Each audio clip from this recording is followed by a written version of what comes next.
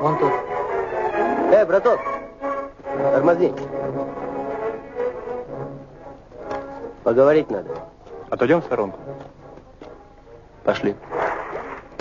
Корабль мой не вернулся. Но дела наши блестящие. Звери погибнут. Никто не спасется. Ну так где стекло? Какое стекло?